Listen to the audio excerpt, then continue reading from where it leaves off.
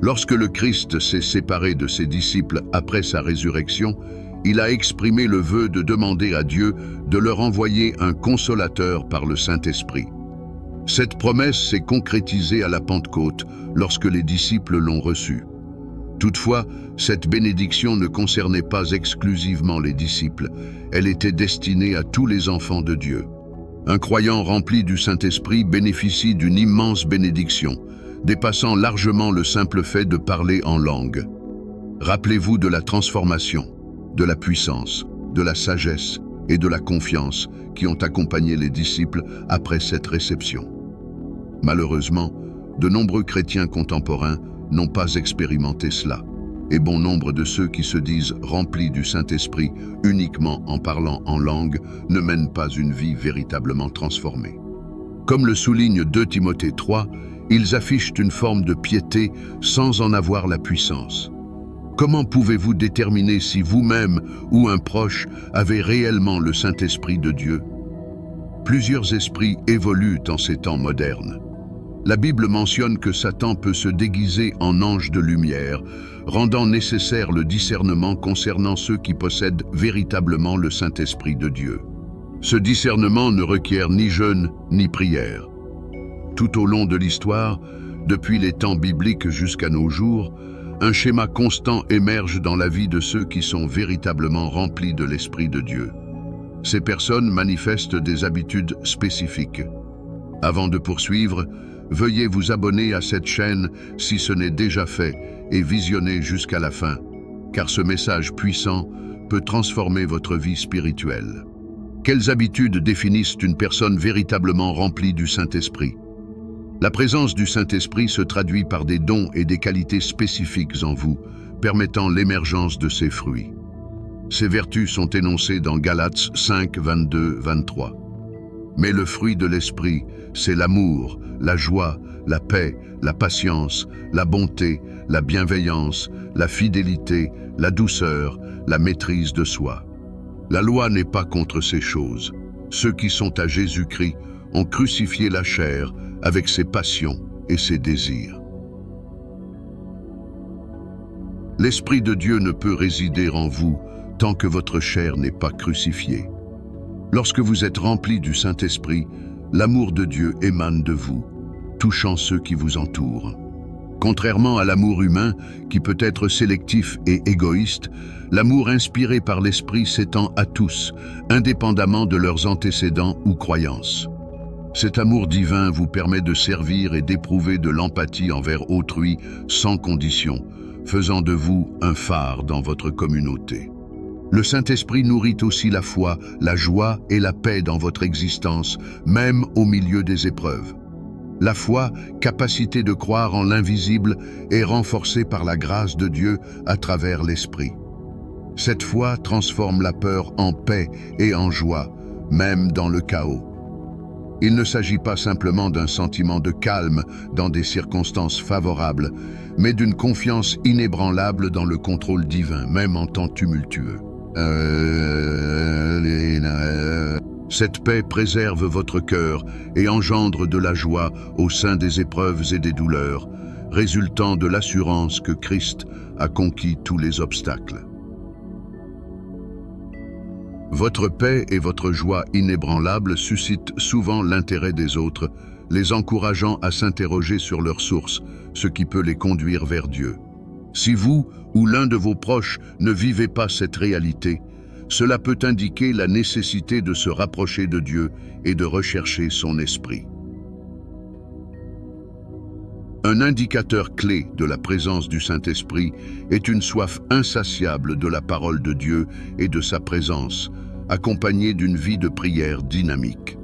Si vous ne vous rappelez pas de votre dernière conversation significative avec Dieu dans la prière, ou si une personne prétendant avoir l'Esprit ne manifeste pas une vie de parole et de prière cohérente, cela doit susciter des inquiétudes.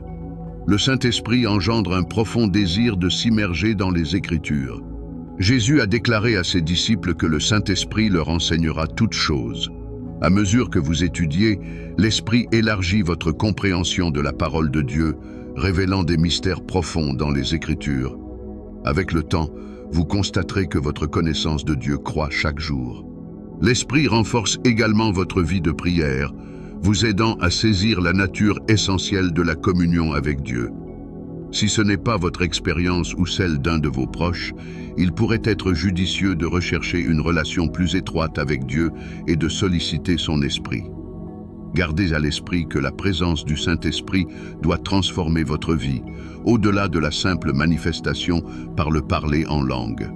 L'influence de l'Esprit doit se refléter dans votre caractère, produisant les fruits mentionnés dans Galates 5, 22, 23. Amour, joie, paix, patience, bonté, bienveillance, fidélité, douceur et maîtrise de soi.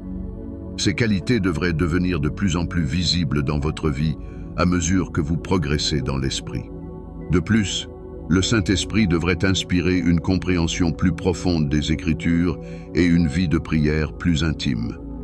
Il ouvre vos yeux aux vérités bibliques et renforce votre connexion avec Dieu à travers la prière. En substance, une vie pleinement remplie du Saint-Esprit est marquée par un amour transformateur, une foi inébranlable, une joie et une paix durable, un désir pour la parole de Dieu et une vie de prière dynamique. Ces qualités doivent être évidentes tant dans des moments d'exaltation spirituelle que dans votre quotidien avec Dieu. Comme Paul l'indique dans Romains 8, 26, l'Esprit nous assiste dans notre faiblesse. Lorsque nous ne savons pas comment prier, l'Esprit intercède par des gémissements inexprimables. Cette assistance divine accroît notre sensibilité à la direction de Dieu, nous incitant à rechercher la sagesse par la prière fervente. Le Saint-Esprit confère des dons spirituels, nous permettant de servir Dieu et de guider les autres vers lui. Comme 1 Corinthiens 12, 4, 7 l'explique, ces dons varient mais proviennent du même Esprit, Seigneur et Dieu, se manifestant en chaque personne pour le bien commun. Lorsque l'Esprit dispense ces dons, prophétie, guérison, enseignement ou discernement, leur expression nécessite sa présence active. Il est essentiel de rappeler que ces dons ne sont pas destinés à la gloire personnelle, mais à l'édification du corps de Christ et à la glorification de Dieu. Vivre dans le péché équivaut à vivre dans l'esclavage. Paul enseigne que tout ce qui nous contrôle devient notre maître, nous privant de notre véritable valeur. Il précise que notre maître est tout ce à quoi nous obéissons, que ce soit le péché ou la justice. Cette distinction caractérise les croyants remplis de l'Esprit. Le Saint-Esprit nous confère le pouvoir de triompher de l'esclavage du péché. Si nous pouvons affirmer avec assurance que nous ne sommes plus esclaves du péché, c'est parce que l'Esprit nous permet de résister à la tentation et aux séductions du monde. Sans cela, nous demeurons vulnérables au mal. Les individus remplis de l'Esprit sont plus en phase avec la justice et possèdent un désir accru de marcher avec Dieu et de suivre ses commandements. La Bible rapporte que Pierre, rempli du Saint-Esprit, s'est adressé avec audace à la foule lors de la Pentecôte, aux côtés des autres disciples. Leurs vies ont été transformées, leurs discours ont évolué et ils ont compris des mystères auparavant insondables. Jésus avait promis qu'ils seraient ses témoins dans le monde entier lorsque le Saint-Esprit viendrait sur eux. Ce passage des Écritures illustre cette promesse. Bien qu'il fût un disciple de Jésus, Pierre était connu pour sa peur, la même peur qui l'a conduit à renier Jésus 3 fois avant la crucifixion. Cependant, Pierre a pris le leadership avec assurance après que le Saint-Esprit soit descendu sur lui. Une nuit, sa prédication a conduit des milliers de personnes au salut, mettant en lumière le pouvoir transformateur du Saint-Esprit dans la proclamation de l'Évangile. L'agitation de l'Esprit est essentielle. Vous ne pouvez transmettre ce que vous ne possédez pas. Sans le Saint-Esprit, vos paroles demeurent vides. Avec lui, les cœurs sont convaincus et les âmes trouvent le salut. Tout au long de son ministère terrestre, Jésus a exercé son autorité en servant les autres. Son humilité était manifeste et il n'a jamais exercé son autorité de manière dominatrice. Cette sagesse se reflète lorsque l'Esprit de Dieu habite en vous, cultivant l'humilité et le cœur d'un serviteur. L'arrogance se percevant comme supérieur et traitant les autres comme des esclaves, est un signe indéniable de l'influence du diable. Le Saint-Esprit inspire une profonde humilité et un état d'esprit de serviteur. Les individus remplis de l'Esprit ne recherchent pas les louanges ni la reconnaissance. Ils se présentent comme des instruments au service du dessein divin. Ils privilégient les besoins des autres, trouvant de la joie dans leur bonheur. Leur vie reflète la nature de serviteur du Christ, le révélant par la bonté et l'altruisme. Le Saint-Esprit est disposé à transformer ceux qui accueillent sa présence. Voici quelques habitudes des personnes remplies de l'Esprit. Chacun peut également vivre cette transformation. L'impact du Saint-Esprit permet une existence extraordinaire pour le Christ, devenant ainsi un phare qui éclaire la vérité pour autrui. Cependant, il est aisé de négliger la relation avec lui dans le tumulte quotidien. Cultiver la présence du Saint-Esprit exige davantage qu'un esprit ouvert. Cela nécessite des actions délibérées. Sa présence apporte courage, humilité et pouvoir transformateur, permettant une prédication efficace de l'Évangile, nourrissant le cœur d'un serviteur et habilitant les croyants à vivre comme des témoins de la lumière du Christ. Le maintien de cette relation requiert un effort intentionnel. Les personnes remplies de l'Esprit priorisent les besoins des autres et incarnent la nature de serviteurs du Christ par leurs actes de bonté. Elles ne cherchent pas à être reconnues, se présentant comme des instruments pour le plan divin. L'impact du Saint-Esprit est profond, habilitant les croyants à mener une vie extraordinaire pour le Christ. Cette transformation est accessible à ceux qui s'ouvrent à sa présence. Cependant, au milieu des exigences de la vie, il est essentiel de nourrir cette relation. Garder le Saint-Esprit actif en vous nécessite plus qu'un esprit ouvert. Cela demande des actions concrètes. En entretenant cette relation, les croyants peuvent vivre pleinement le pouvoir transformateur de l'Esprit, devenant des témoins efficaces et des instruments de son amour dans le monde. Pour maintenir la vitalité du Saint-Esprit dans votre vie, abandonnez-vous pleinement à sa direction. Renoncez à votre propre volonté et alignez-vous sur le plan divin. Cette soumission ne constitue pas une restriction, mais plutôt un chemin vers la liberté et la proximité avec Dieu. En vous soumettant, le Saint-Esprit vous permettra de vivre dans la justice. Veillez à ne pas ignorer la direction de l'Esprit. Éphésiens 4, 29, 30. Met en garde contre l'attrition du Saint-Esprit par des discours malsains. Préférez des mots édifiants. Le Saint-Esprit est votre guide, mais il se retire en cas de désobéissance. Rappelez-vous que l'Esprit est doux et ne vous contraint pas. Il peut orienter vos décisions quotidiennes, de vos interactions à vos réponses. Parfois, il offre des directives spécifiques, comme avec Philippe. L'obéissance de Philippe a conduit à une rencontre significative avec un eunuque éthiopien. Que se serait-il passé si Philippe avait ignoré l'Esprit? La clé est de permettre au Saint-Esprit de vous guider, honorant ainsi Dieu et reflétant son caractère. Vous vous assurez d'être sur le bon chemin en obéissant humblement aux conseils de l'Esprit. Cette obéissance vous permet d'honorer Dieu dans tous les aspects de votre vie. Interagissez régulièrement avec le Saint-Esprit. Vous vous demandez peut-être comment communiquer avec un esprit. Pensez à la manière dont vous vous adressez à Dieu. C'est simple. Le Saint-Esprit vous assiste dans la prière, mais souvenez-vous qu'il est aussi Dieu. Lorsque vous priez, vous communiquez avec la Trinité, Père, Fils et Saint-Esprit. Augmentez la fréquence de vos conversations avec lui, augmente vos chances de profiter de sa présence durablement. Ne désirez-vous pas vivre cela, chers croyants? Maintenir le Saint-Esprit dans votre vie exige sincérité, choix intentionnel et diligence. La présence du Saint-Esprit induit une profonde transformation. Il inspire courage, humilité et un cœur de serviteur. Les personnes remplies de l'Esprit échappent à la recherche de louanges et se présentent comme des instruments au service du dessein divin. Elles privilégient les besoins des autres, trouvant de la satisfaction dans leur bonheur. Leur vie illustre la nature de serviteurs du Christ, le révélant par bonté et altruisme. Le Saint-Esprit est prêt à transformer ceux qui accueillent sa présence. Ce sont quelques-unes des habitudes d'une personne remplie de l'Esprit.